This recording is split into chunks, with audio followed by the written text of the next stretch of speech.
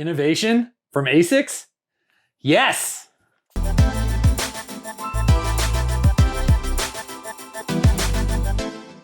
Hey guys, Paul Ronto here from RunRepeat, and today we're gonna check out the Asics Gel Nimbus Lite 2. I'm super excited to get this shoe. This is a lighter version of the Gel Nimbus, a little more eco-friendly. It's an everyday neutral trainer with some really exciting things to talk about. Let's dive right in. The Nimbus Lite 2 has lots of updates. The upper, the midsole, the outsole, it's basically redone. I'm gonna go into depth on this shoe because I'm really excited with what Asics produced here. Before we get going, make sure you hit the like button. It really helps us here at RunRepeat. Also, hit the subscribe button so you're up to date the minute we drop a new shoe review in the future. Thanks again. First off, I want to talk about the pros on this shoe. I'm happy that Asics is making this in a men's and a women's version. I think that that's really important. We'll talk about that a little bit. There's some differences in stack and drop. I like that they're doing that because some of the other shoes I've gotten this year are unisex, and I just don't think that that really works for all the runners out there. The pros on the upper, it's a super soft, engineered mesh upper, super flexible. It really hugs your foot. It fits like a glove. It has fairly decent light penetration. It's fairly breathable. I'm really happy with the upper they designed here.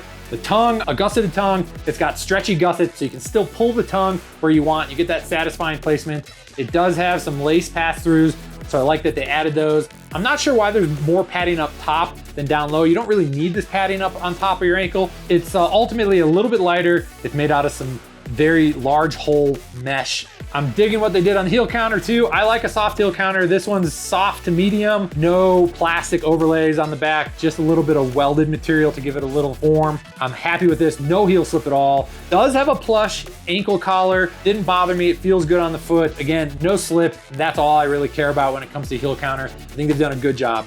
Midsole, this is kind of the showstopper. Flight foam midsole made from organic nanofibers. They're supposed to be more durable. It feels fantastic underfoot, really soft ride. It reminded me of the Clifton 7 from Hoka, which I loved. It feels great. It's soft, but not mushy. It's responsive, but not springy or bouncy. I really dig this midsole. Seems like they actually have a little bit more firm of a foam on the midsole for the Lite 2 versus the Nimbus 23. I felt like the midsole was a little soft on the Nimbus 23. They firmed it up just a touch, which makes a difference. It's just right. Outsole, it has Asics high abrasion rubber outsole, like very similar to the Nimbus 23. I dig this outsole, a little more firm back here in the heel if you're a heel striker, a little softer up front. Tons of flex grooves. This shoe is super flexible, which I love. It has a great toe off, nice transition. I'm really happy with the way they designed this shoe. I gotta talk about some cons. Very similar upper to the Nimbus 23. Not a ton of large venting holes. Again, I ran in November in this. I gotta think in the summer this could run a little warm. It does seem like it is a little bit more breathable than the Nimbus 23 though, which I think also helps with bringing the weight down on this shoe. The lacing system could come further down on the toe. This upper is so soft and flexible, it hugs your foot so well that it actually feels a slight bit sloppy to me up front. This is a wider toe box than most shoes. It feels good in the 9D for me, but it did feel a little loose, and I think that if the upper breaks in any more than it already has, it could get even looser. It was hard to get the toe box nice and tight by cranking down the laces. It was just a little bit loose up there.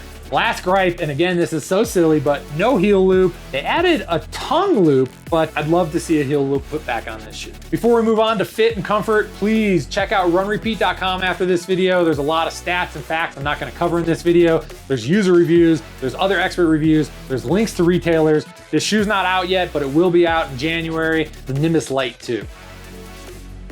Okay, let's talk about things like fit and comfort and durability. Fit, this shoe fit like a dream. Honestly, it hugs your foot really well. I love the upper, I love the insole. I love how it feels when you put it on. You know, I did have a little bit of a gripe that the toe box felt a little wide to me. I think they could have made the upper a touch stiffer, but maybe that would have lessened some of the comfort. Ultimately, I just wish the laces came down one rung further so I could tighten up that toe box a little bit more. But it's a really small gripe because I love running in this shoe. Comfort-wise, I can't say enough. This is one of the most comfortable shoes I've worn this year. I love the flight foam midsole. I love the upper design, the plush ankle collar, the tongue with the stretchy gussets. Everything about this is great. The upper really does hug your foot. It's nice and comfortable. There's no hot spots. I'm really happy with how this shoe feels. There's plenty of toe off spring. It's not mushy. It's not too bouncy. It's kind of right in that sweet spot in the middle. Yeah, this shoe is ultra comfortable. Well done, Asics. The only downside on comfort I'll mention is I do feel a little forward in the foot, and that's because this has a drop of 10 millimeters in the men's shoe, 25 millimeter stack in the back, 15 in the front. I really wish and I hope that for version 3, they go to an 8 or a 6 millimeter drop. I think that would really shore this thing up. As I mentioned before, they're making a men's and a women's. The women's has a 27 millimeter stack in the rear and a 13 millimeter drop, so it's a little steeper even than the men's. Asics is kind of set in their 10 millimeter drop on the Nimbus line, but with this innovation, I think that they can change it up and get away from, having to stay with what they've done for 23 years in the Nimbus 23. Weight, 9.7 ounces. It's not super, super light. It's about an ounce and a half lighter than the Nimbus 23, so I think they're going in the right direction. It feels light on your foot. V3, if they could get this to 9 ounces or 8.9 ounces, under 9, that would be fantastic. This would really be a head turner if they can get it down a little bit lower on the third version.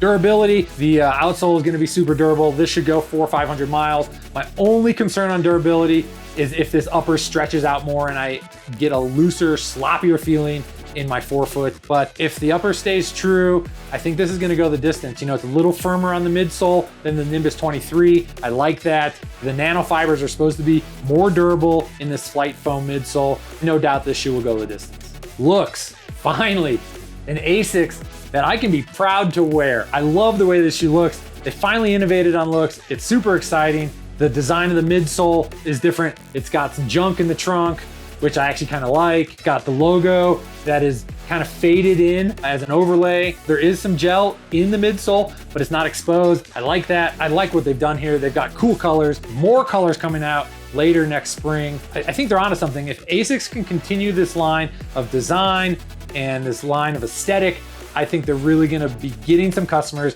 that have kind of written Asics off in the past as, that old fuddy-duddy brand that just has a very stable, static lineup. This is exciting. Price, $150, which is the same price as the Nimbus 23. I think there's a lot going on here. It's lighter, it's more comfortable, it's more responsive, it looks cooler. To me, it's an easy choice. Nimbus Lite 2 over the 23, hands down. Do I wish that this was $130? Yes, of course. But I think at $150, you're beating out the Nimbus 23. You're a few dollars cheaper than the Keanu if you're a stability runner. I think it's right, it's spot on. Overall conclusion, I love what they did with this shoe. I think Asics finally is innovating and doing something exciting. It feels great on foot. It runs well. They have the Nimbus Lite 2. They have the Keanu Lite. I think that these two shoes should put the Gel Keanu and the Gel Nimbus, their classic lineup shoes, out of business, retire those bad boys, make this your flagship model. Really happy with what Asics has done here. I'm not normally an Asics guy, and this shoe excites me. It's going to my lineup 100%, and I'm gonna go out on a limb and say this is the best Asics shoe that Asics has ever put out. I'm gonna stand behind that. This comes out in January. You try it out, let me know. I'd love to hear your thoughts. Question of the day, when you get your hands on this shoe, do you think it's better than any other Asics that's been produced in the past? Do you think it trumps the Gel Nimbus 23 and maybe should retire it? I'd love to hear from you guys. Thanks for watching, really appreciate it. Go do be, run, repeat.